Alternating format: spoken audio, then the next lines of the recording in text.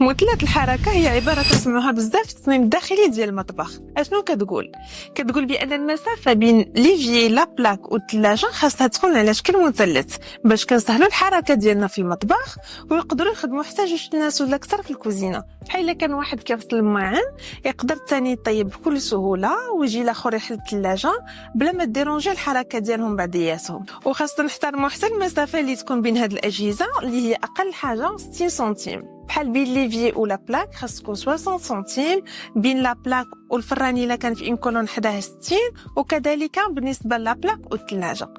كانت معكم سكينه الادريسي من هافن هاوس. تابعونا النصائح الجايين.